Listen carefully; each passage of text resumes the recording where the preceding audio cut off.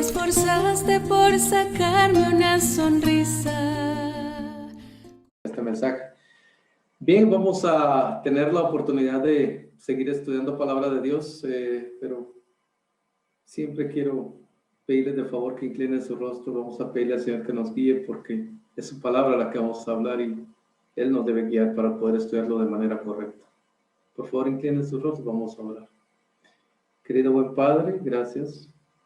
Siempre, Señor, va a ser un privilegio tan grande estar ante ti. Perdona todo lo malo que pasa en nuestros pensamientos, nuestra vida, las cosas que no hemos sabido hacer bien. Perdónanos, Padre. Limpia nuestro corazón y permite que podamos tener un corazón puro, Señor, y que de esa manera tu Santo Espíritu pueda estar con nosotros, nos pueda guiar. Él vino a inspirar a los profetas, Señor, y a todos los que escribieron tu palabra. Ahora permite que también tu Santo Espíritu pueda venir a cada uno de nosotros y nos guíe. Abra nuestro entendimiento, Señor, y nos permita conocerte cada día más. Gracias, Señor, en el nombre de Jesús. Amén. Buenas noches, hermanos y amigos. Esta es el tercer tema que vamos a estudiar acerca del estado de los muertos. Yo no sé si nuestros amigos que están conectados tuvieron la oportunidad de estar en el tema de el estado de los muertos. ¿Cuál es el estado real de los muertos? Y voy a hacer un repaso de unos 3 minutos. Yo tengo contado mi tiempo, ahí tengo a mi asesora de tiempo, ella está contando, vamos a trabajar un promedio de unos 30-35 minutos.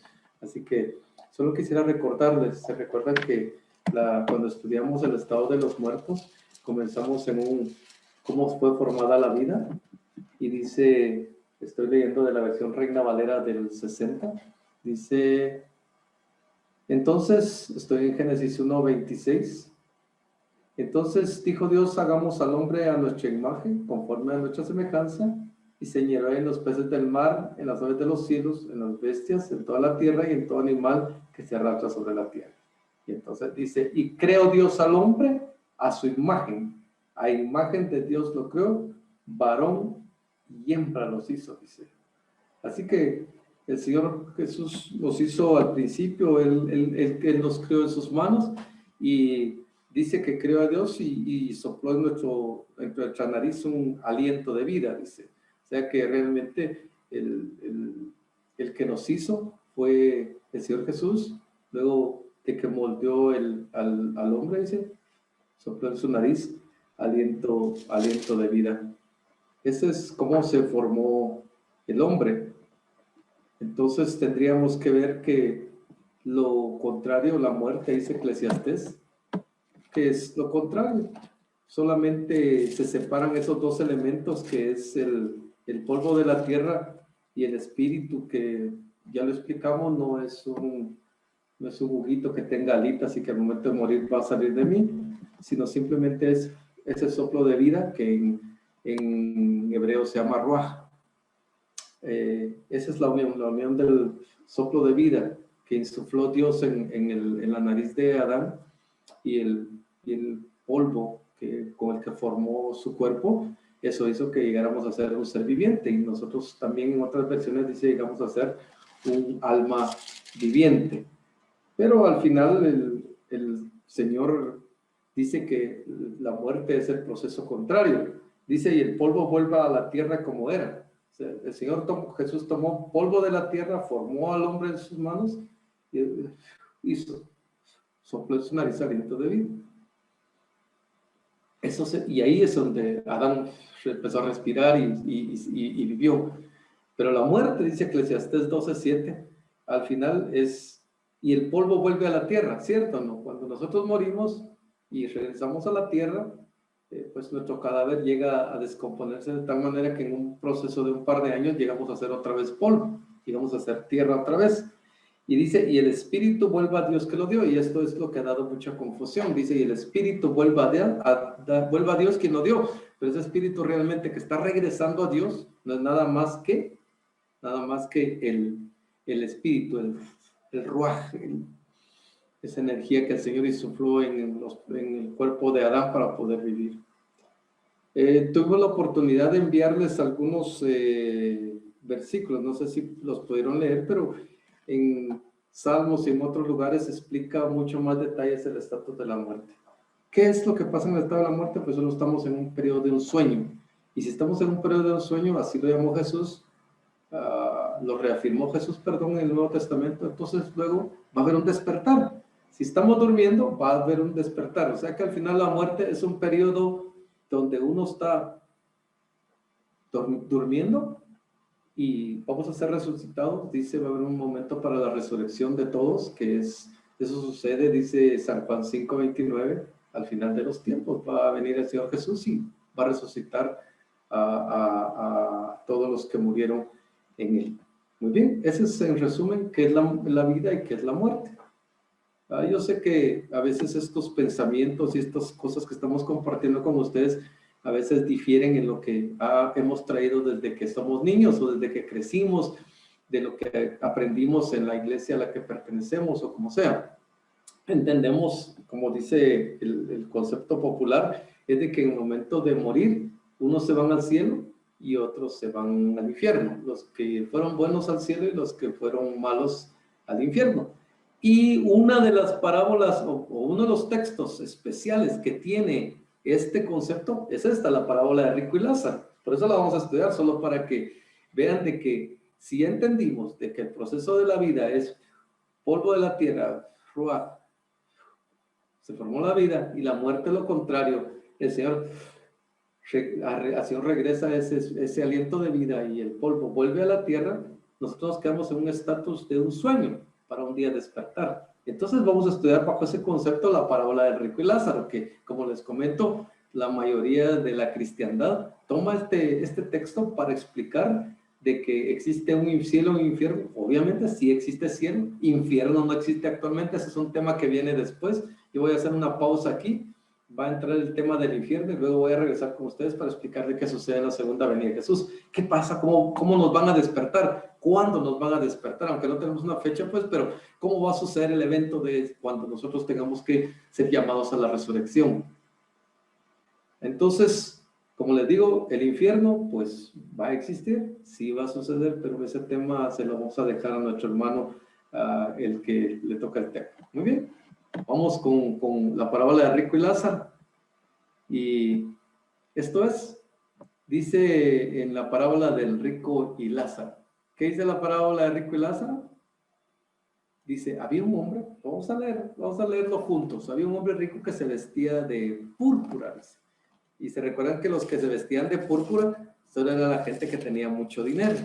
Vestirse de púrpura y lino fino era tener ropa, no sé qué marca existe actualmente, pero era demasiado caro. Hacía cada día banquete con esplendidez. O sea, imagínense que todos los días hacía banquete, tenía amigos, invitados, y hacía banquetes, no solo banquetes, sino banquetes con esplendidez.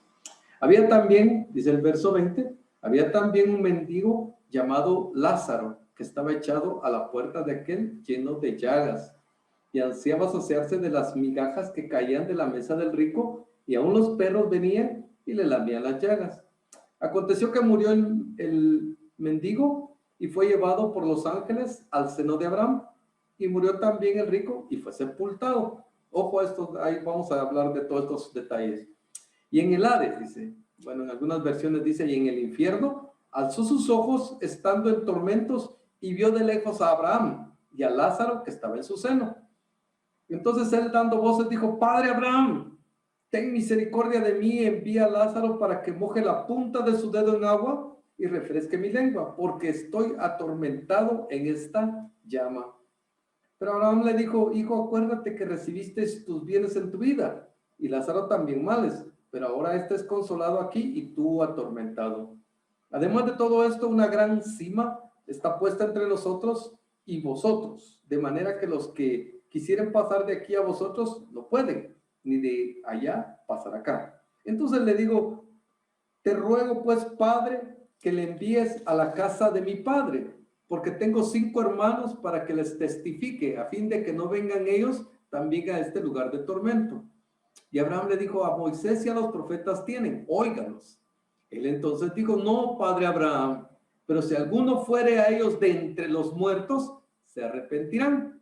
Mas Abraham les dijo, si no oyen a Moisés y a los profetas, tampoco se persuadirán, aunque alguno se levantare de los muertos.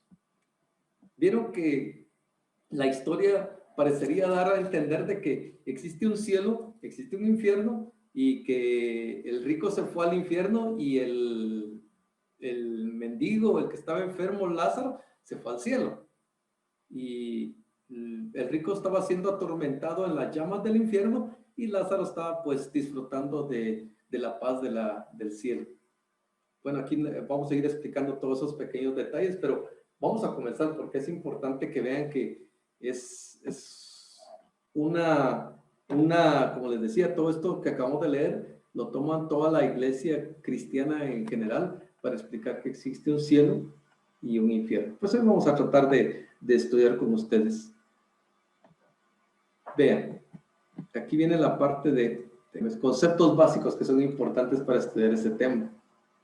Eclesiastés 9, 5 y 6, ¿qué dice? Porque los que viven saben que van a morir. No, usted, yo y todo el mundo que está vivo sabe que va a morir. A veces evadimos el tema, no queremos hablarlo, no queremos... Pues miren, a veces cuando hemos abordado el tema de, mira, yo quisiera mandar a hacer mi panteón, y mira, y es un tema a cualquiera. Pues es complicado para la vida, para el hombre, tener que desprenderse de sus seres queridos. Es muy complicado. Y por eso dice, pero sabemos que vamos a morir. Pero los muertos, que dice el verso estoy en Eclesiastés 9, 5 y 6, pero los muertos nada saben, ni tienen más paga, porque su memoria es puesta en el olvido. Así que el muerto dice, no sabe nada. Sin embargo, lo que acabamos de leer para ir contrastando, lo que acabamos de leer en Lucas 16 sobre el rico y Lázaro, ellos sí tienen conciencia. El rico, Lázaro y Abraham están conscientes, pero aquí dice, los muertos nada saben ni tienen más paga porque su memoria está puesta en el olvido. Oigan lo que dice el verso 6, también su amor, su odio, su envidia fenecieron ya y nunca más tendrán parte en todo lo que se hace debajo del sol. O sea que vuelve a recalcar que los que murieron ya no sienten amor, odio, envidia, su memoria está puesta en el olvido. O sea, estoy durmiendo, entonces no pasa nada. El estado de los muertos es un sueño porque piensen, y eso hablamos hace 8 días y lo hablamos hace 15 días, que cuando está durmiendo no sabe lo que pasa en derredor de uno. No puede entender qué pasa, si hay algunas cosas que están sucediendo, pues uno ni se entera, más los que tenemos el sueño, como decían, el sueño un poquito pesado. Pasan cosas que ni siquiera nos tenemos atención. Otro texto de Eclesiastés 9:10 dice, todo lo que viniere a la mano para hacer, hazlo según tus fuerzas, porque el Seol, o sea, la tumba, a donde vas, no hay obra, no hay trabajo, no hay ciencia, no hay sabiduría. Uno se queda, como dice el verso anterior, pues en un estado de sueño, en un estado como de pausa. Dice, no hay trabajo, no hay ciencia, no hay sabiduría. ¿Va a haber un despertar? Sí, dice el texto, solo estoy adelantando algunos textos. Fíjense que cuando estaba preparando el tema decía yo, ¿dónde abordo y dónde no? Porque no quisiera abordar el tema, porque ahí dice Seol, y el hermano se va a tener encargado de explicar todo este tema del Seol, y el Hades, y el Gehenna, y bueno, todo eso, pero y también de la segunda venida de Jesús tampoco quería adelantar un poquito, pero necesité colocar este texto donde dice, no os maravilléis de esto. ¿De qué es? Porque vendrá ahora, dice, cuando todos los que están en los sepulcros, todos, no dice los buenos, todos los que estamos en los sepulcros, oiremos su voz, dice. Solo que los que hicieron lo bueno saldrán a resurrección de vida, más los que hicieron lo malo a resurrección de condenación. O sea que tanto los buenos y malos, un día vamos a resucitar escuchando la voz. Es un milagro precioso, ¿va? ¿Cómo va a ser la resurrección? Y en ese momento vamos a tener la oportunidad de regresar a la vida, solo que unos van para resurrección de vida y otros a resurrección de condenación. Bueno, tendrías que comenzar con esta parte importante. ¿Es una historia real o es una parábola? Quisiera contarles de que, no sé si saben que Elefantina es una isla que está en Egipto, es el norte de África, y en Elefantina vivieron judíos en una época, y previa a la venida de Jesús, y ellos en sus manuscritos que dejaron se encontraron esos papiros, Y en los manuscritos que encontraron, fíjense que ya estaba esta historia de el rico y Lázaro. Ya estaba. Así que también, luego en los documentos de Flavio Josefo fue un escritor cristiano de la época él nació en el 37, si mal no recuerdo, y él escribió muchos de los detalles de la vida cristiana de la época cuando comenzó a formarse la iglesia primitiva. Y Flavio Josefo también vuelve a relatar en ese discurso que se llama Discurso de Flavio Josefo a los griegos acerca del Hades. Vuelve a relatar la misma historia. O sea que era una historia que ya existía en la época de Jesús, ya era una historia. Entonces, es una historia que no inventó Jesús. O sea, Jesús aprovechó de esa historia que era popular dentro del mundo de esa época y la tomó para dar un mensaje al pueblo que lo estaba escuchando. ¿Y cómo sabemos que es una parábola? Bueno, no sé si ya se han dado la tarea de revisar algunas parábolas del Señor Jesús, pero cuando Él dice, y les dijo una parábola. Él mismo da la parábola y les explicó esta parábola y aparece la palabra parábola, ¿sí? Pero en estos casos no hay algunos casos en los que el Señor Jesús no le puso la palabra parábola, pero es una parábola. Déjenme buscar uno de los... dice la parábola de los convidados a las bodas, que estoy en el capítulo 14 y verso 7. Observando cómo escogían los primeros asientos a la mesa, refirió a los convidados una parábola diciéndoles. Bueno, ahí está la palabra parábola. Pero en el caso hay varias parábolas que están cercanas desde el capítulo 14 hasta el capítulo 17, 18, que hay varias parábolas y no les pone la palabra parábola, sino, oigan cómo comienza. Había un hombre rico, dice en el caso de Lázaro, pero no dice nunca una parábola. Sin embargo, en el capítulo 16 y verso 1 también, dijo también a sus discípulos, había un hombre rico que tenía un mayor... Bueno, comienza con la palabra, había un hombre rico. Solo el Señor Jesús comienza a contar una historia. 2, lo que dice ahí, esta historia que está contando de rico y Lázaro está llena de símbolos. Entonces comenzamos a contrastar. ¿Es literal o solo son símbolos? Porque si es literal, vamos a encontrarnos con algunos tropiezos que nos hace pensar que no es literal, sino que realmente es una parábola. Bueno, parábolas hay en el Antiguo Testamento también. Cuando algún día podamos estudiar este tema, se van a dar cuenta que no solo en el Nuevo Testamento, eso si quieren buscarlo, en el Antiguo Testamento hay una parábola, hay varias, pero hay una muy popular donde se reúnen todos los árboles a platicar. Y los árboles no hablan, los árboles están platicando y están diciendo, mira, le dice al olivo, vos, ¿por qué no reinas en nosotros? No, dice, muchas gracias.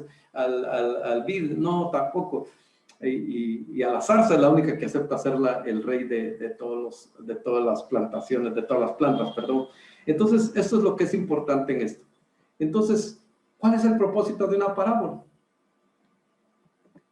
Esto. Entonces, acercándose los discípulos le dijeron, ¿por qué les hablas por parábolas? ¿Por qué estás hablando por parábolas? Hay más gente además de sus discípulos. Él respondió y le dijo, porque a vosotros os he dado a conocer los misterios del reino de los cielos. O sea que el Señor Jesús, cuando habla de parábolas, ahí les voy a dejar el texto, está tratando de explicar a través de símbolos, a través de historias, algunos detalles que él necesita dar. Ya se los ha explicado seguramente así con palabras directas, pero como dice aquí, hay otras personas, se las cuenta como una parábola y entonces solo los que entendidos pueden escuchar.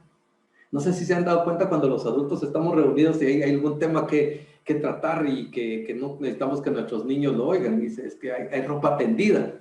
Entonces todos entendemos, sí, pues sí. Y lo que viene después de la ropa tendida, me entiende que es un tema así con clave, ¿verdad? Para que solo los que estamos ahí, los adultos, podamos entenderlo, no así nuestros chicos. Y están preguntando, ¿y dónde está la ropa tendida, papi? Y no entienden. Pues solo es un ejemplo un poco grotesco, pero solo para que entiendan cómo Jesús podía hablar en parábolas y sus discípulos y la gente muy cercana a él podía entenderlo, pero no así las personas que no lo querían.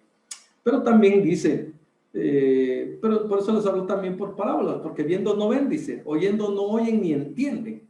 O sea que a pesar de que el Señor Jesús ya dio tal vez un curso de teología, ya les habló, les vuelve a contar una parábola para explicárselos de mejor manera, y ellos dicen que no quieren ver, no quieren oír y no quieren entender.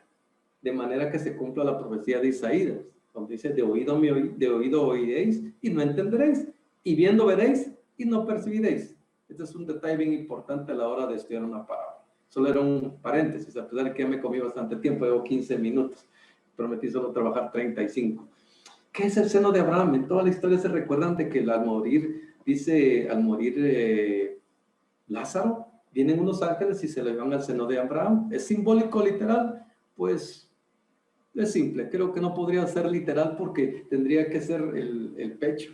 El pecho de Abraham, el seno de Abraham tendría que ser gigantesco para que cubriéramos los miles de personas que vamos a ser salvos y que vamos a llegar a la eternidad.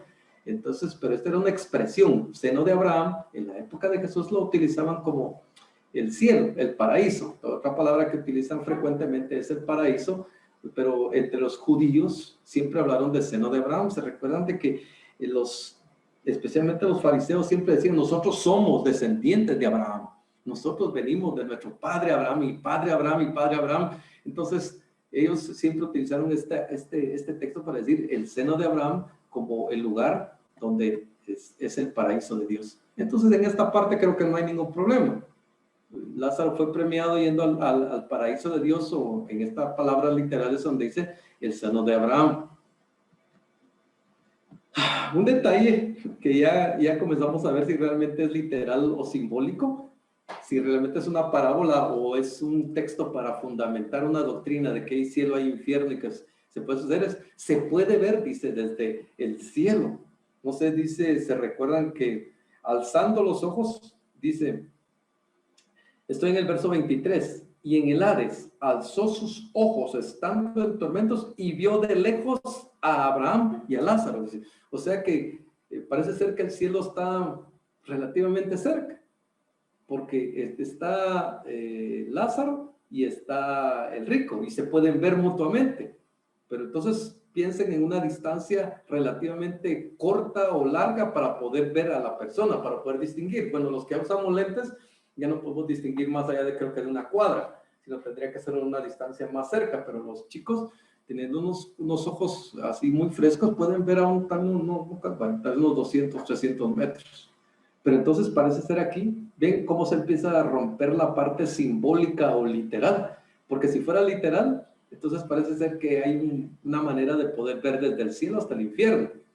Y esto, queridos hermanos, desde ya contarles, eso sería un castigo. ¿Cómo puedo ver, cómo puedo yo en mi mente irme al cielo y poder ver a mi familia en el infierno destruyéndose, gritando, estar en medio del fuego?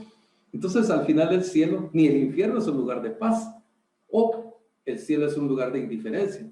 Pero parece ser que según el relato no, porque Lázaro, a pesar de que no lo reconoce, pero sí se empieza a establecer una comunicación, aunque a pesar de que Lázaro no contesta, es Abraham el que va a establecer, se recuerdan que estableció un diálogo entre rico y él, empezaron a platicar.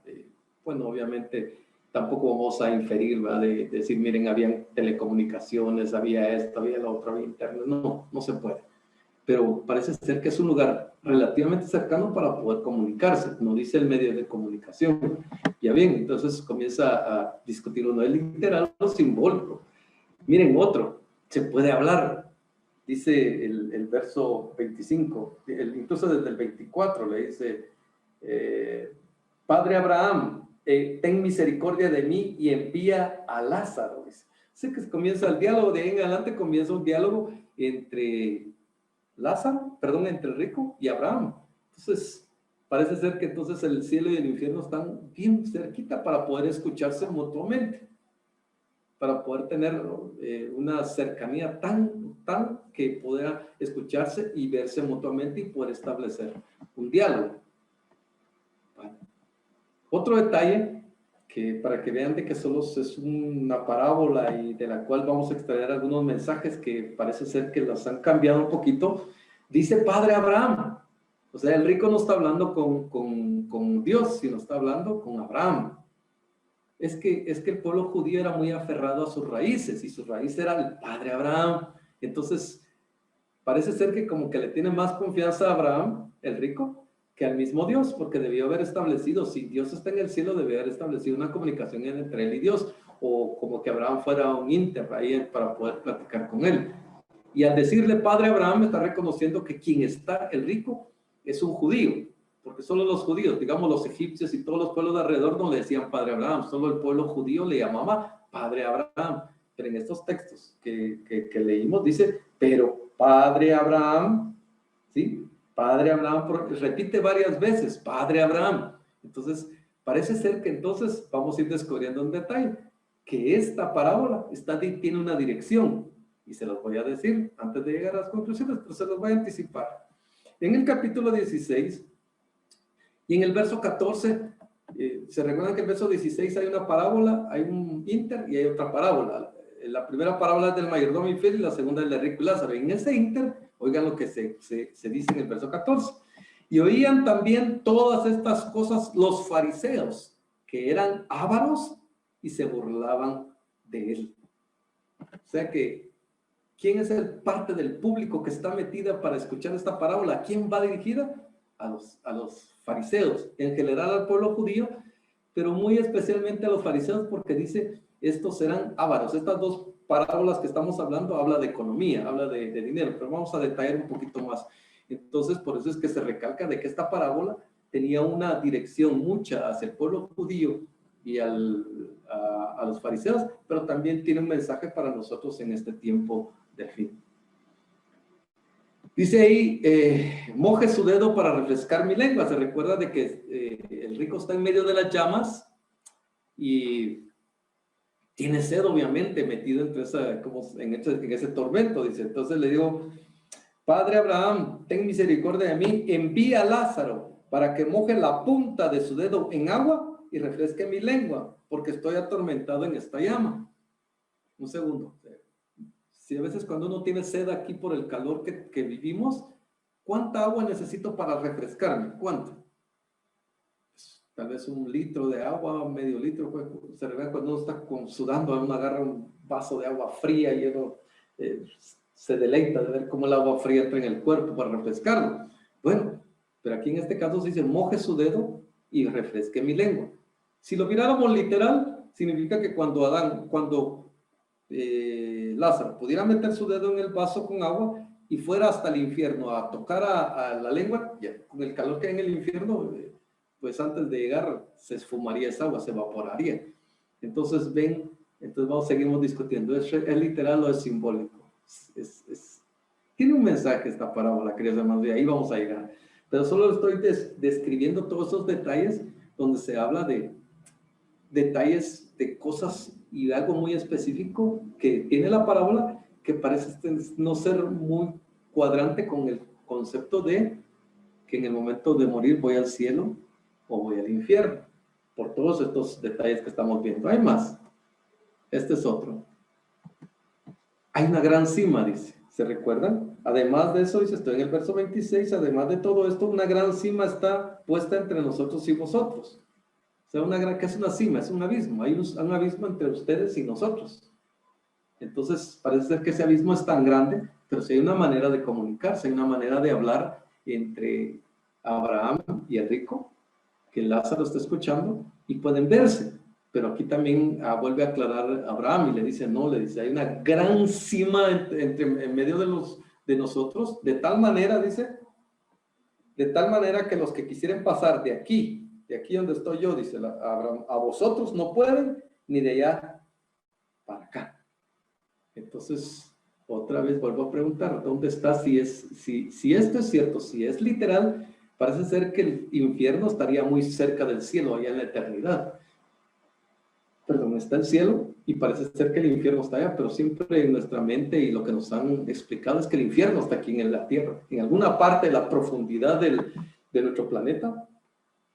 Ahí está el infierno, están las llamas y ahí se van todos los que hicieron lo malo mientras vivieron en esta tierra. Cuando le pide y le está dando la explicación y le pide, el rico le dice, te ruego pues, estoy en el verso 27, te ruego pues, Padre, que envíes a Lázaro a la casa de mi padre, porque tengo 5 hermanos para que les testifique, a fin de que no vengan ellos también a este lugar de tormento. En un momento está reconociendo, sí, yo ya vine a esto, ya no tengo alternativa, y casi como que está echando la culpa, como que no me amonestaste suficiente, pero bueno, ya estoy aquí, podés ir a a darle este mensaje a mis 5 hermanos, dice, y los teólogos han discutido quiénes son esos 5 hermanos.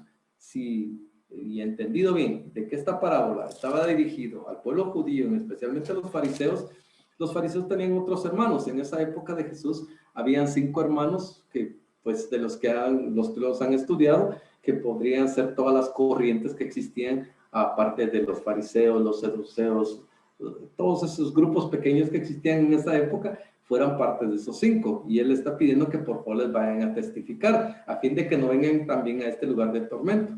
Y Abraham le dice, a Moisés y a los profetas tiene. ¿Quién es Moisés y los profetas? Moisés y los profetas es una manera de expresar el Antiguo Testamento.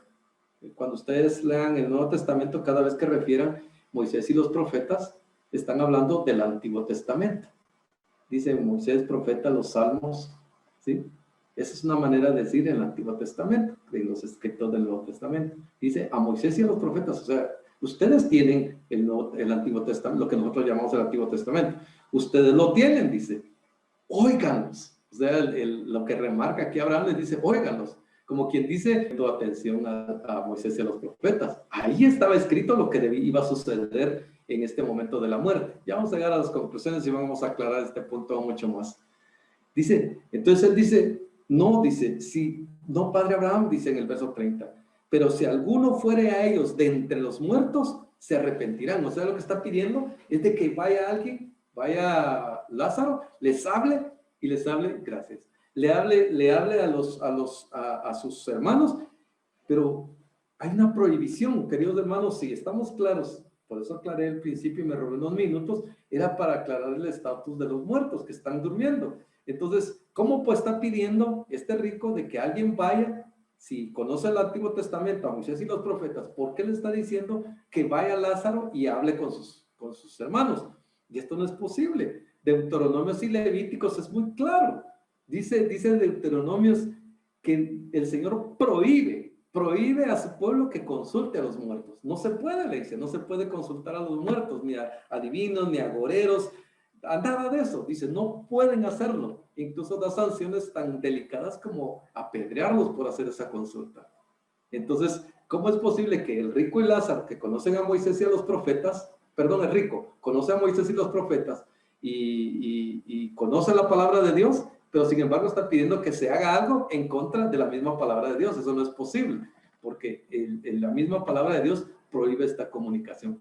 Eso lo tenemos en Deuteronomio 18:11. No seas hallado a ti en quien haga pasar a su hijo o a su hija por el fuego, ni quien practique adivinación, ni agorero, ni sortílego, ni hechicero, ni encantador, ni adivino, ni mago, ni quien consulte a los muertos, porque es abominación para con Jehová. O sea que es una abominación. Y aquí él está pidiendo, dice, porque vayan muertos. Eso no se vale. Entonces le contesta Abraham, tampoco se persuadirán, le dice, aunque alguien se levantara de los muertos. ¿Ven cómo el Señor Jesús ahora está modificando la historia esta que les conté, que ya estaban en los pergaminos de Elefantina, en lo que escribió Flavio Josefo? Y ahora dice, tampoco se persuadirán, aunque alguno se levantare de los muertos. ¿Oyeron la diferencia? Allá está diciendo que vaya a hablar a alguien que está muerto y que vaya a hablar, como quien dice su espíritu, hablar con estos hermanos. Pero aquí dice, tampoco se persuadirán, aunque alguno se levantare. Ahora está hablando de resurrección, no está hablando de un espíritu que vaya y hable con ellos. Dice más, Abraham le dijo, si no oyen a Moisés y a los profetas, tampoco se persuadirán, aunque alguno se levantara de los muertos. Y comentarles de que este es un detalle bien interesante, porque un tiempo después resucita Lázaro. Se recuerdan que eso está en el Evangelio según San Juan, resucita Lázaro. ¿Y qué hicieron con Lázaro cuando resucitó Lázaro? Miren, en vez de que se alegraran, obviamente su familia, Marta y María y todos sus amigos se alegraron, pero los sacerdotes no se alegraron, sino planificaron cómo matar a Lázaro. Y lógico. Por eso dice, tampoco se persuadirán, aunque alguno se levantara de los muertos. Incluso se recuerdan, y de hecho hoy es domingo de resurrección, hoy es el día en que Jesús resucitó. Imagínense, ni siquiera querían creer de que Jesús realmente había resucitado de los muertos. Bueno, entonces llegó a la conclusión. ¿Cuál es el propósito de esta parábola? Cuando Jesús cuenta una parábola, tiene un mensaje que mandar, tiene una enseñanza que darnos para nosotros, especialmente para ese pueblo que estaba ahí, pero es un mensaje para nosotros los que vivimos en el tiempo del fin. También el Señor Jesús tiene un mensaje para cada uno de nosotros. ¿Cuál es este propósito de esta parábola? Bueno, entonces, miremos cuál es este mensaje. Uno, cada persona, queridos hermanos, como dice ahí, decide de manera personal su destino eterno, mientras esté en esta tierra. Y lo que está escrito en letras un poquito más pequeño es cierto. A veces nosotros malgastamos nuestras oportunidades viviendo nuestra propia vida y estamos preocupados. No, el Señor no se ofende. Tenemos que trabajar, tenemos que comer, tenemos que dormir, incluso tenemos que divertirnos, tenemos que descansar, tenemos que recrearnos, todo eso. Pero a veces ese estilo de vida nos envuelve de tal manera, tanto, que perdemos de vista la vida eterna.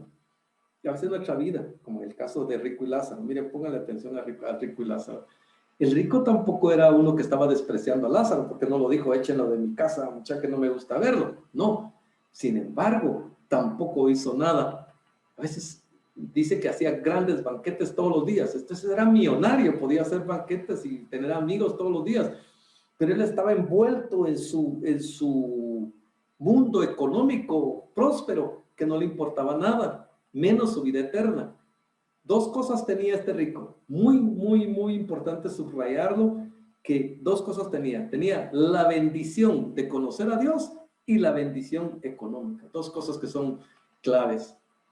Él conocía a Dios porque está hablando de Moisés y los profetas y reconoce que sí, Padre Abraham, todo. O sea, entonces está hablando de una persona que sí conocía a Dios, que entendía de la palabra de Dios.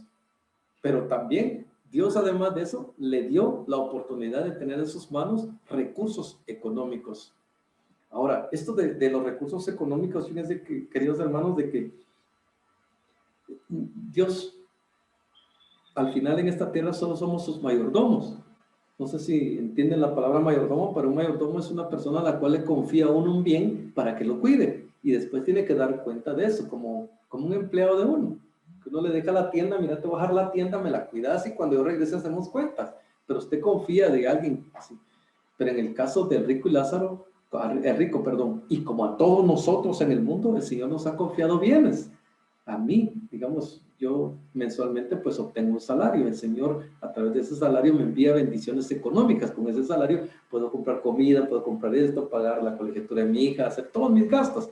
Pero no me puedo perder en ese mundo económico sin olvidarme de mi vida eterna. Eso es lo que pasó con el rico y Lázaro. Él perdido en su mundo. Y perdido tanto en su mundo que, mire, no debemos descuidar, dice, la necesidad de nuestro prójimo.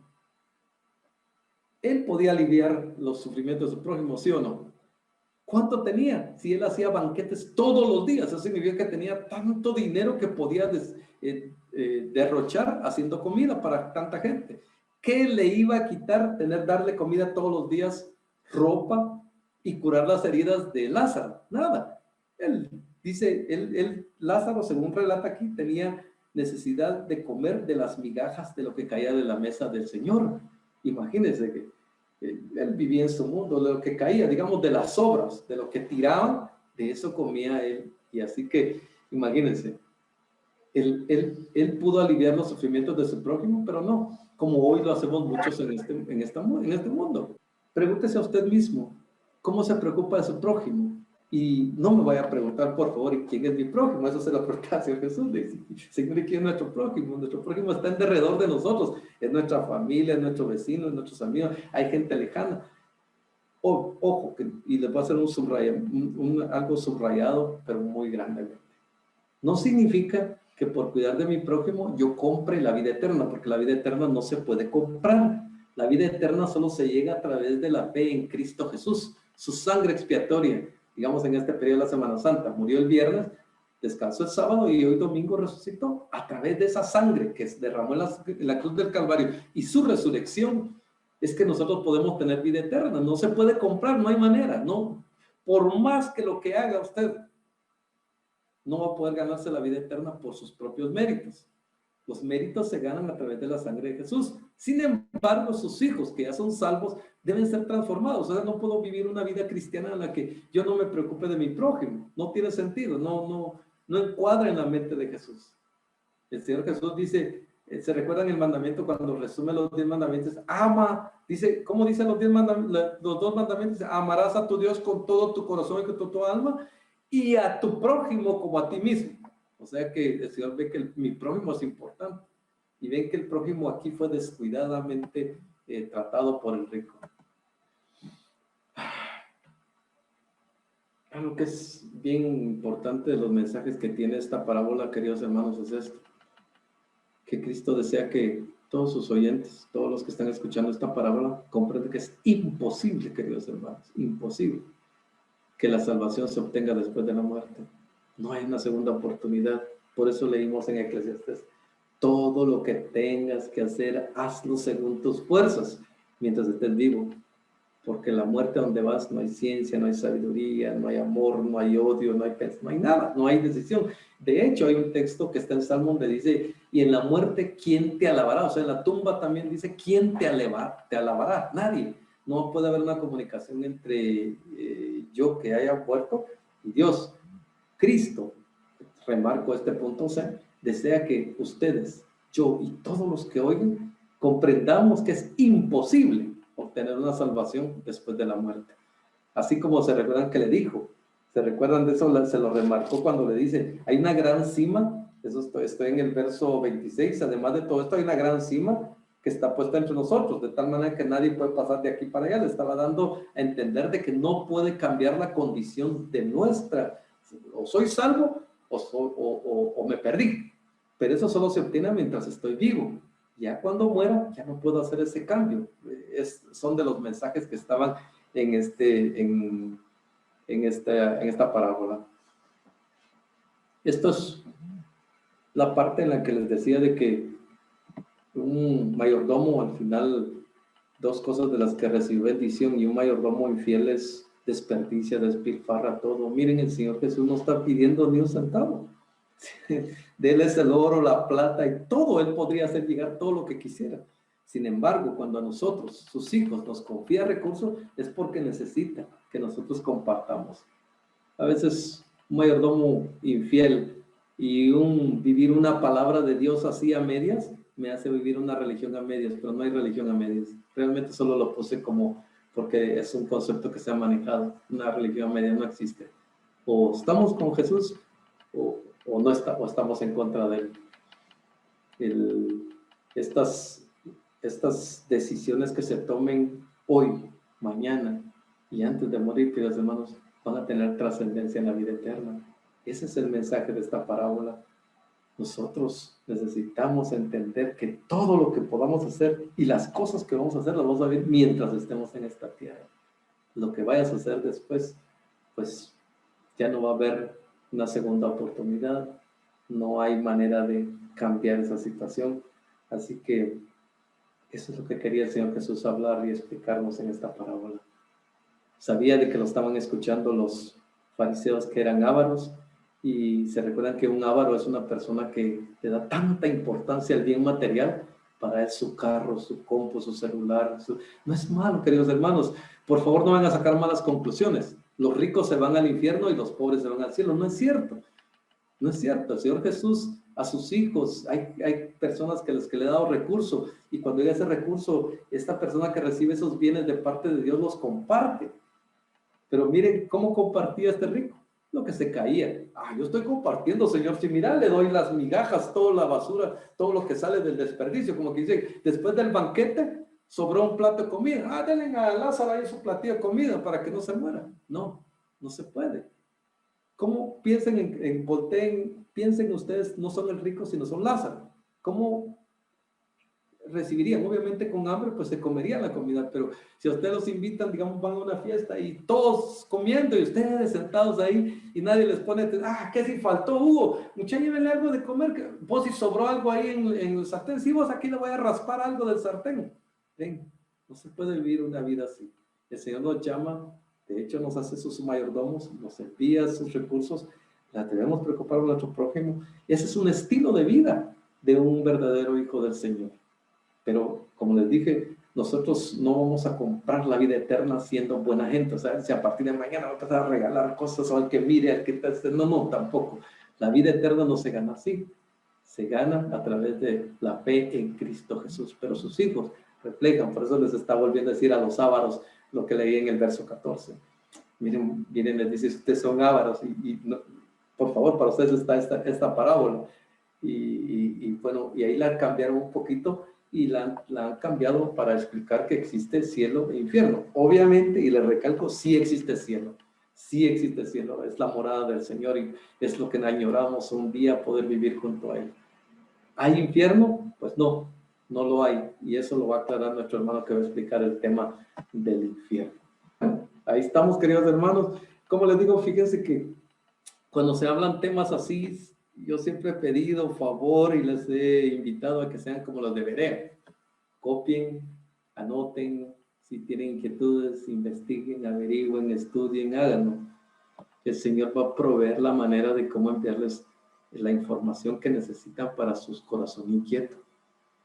Pero no pueden vivir y cerrar sus oídos y decir, bueno, eso tal vez no es cierto, así que se quede, porque entonces van a caer en la misma posición del rico, ¿ya entendieron? El rico también en un momento estudió su palabra, de hecho nació en el pueblo bendecido del Señor, pero no, está bien ahí, seguramente de vez en cuando va a ir a la iglesia, esto va a ser lo otro, va a vivir una vida así, tranquila, pero lo importante es mi dinero, pero cuando nos vamos de este mundo, queridos hermanos, dice, desnudo vine, dice, y desnudo me voy. No me llevo nada. El rico teniendo tanta riqueza, tanto que tuvo en tanto banquete, y clamando por una gota de agua en el infierno. Por eso ya se dieron cuenta, queridos hermanos, esta era una historia, como les comenté, que ya era popular, el Señor Jesús la agarró, le hizo algunos agregados en la parte final para poder explicarles y mandarle un mensaje a su pueblo, que no era necesariamente, el mensaje de cielo e infierno, sino era de esas consecuencias y de la vida que nosotros llevamos en esta tierra y sus repercusiones en la eterna.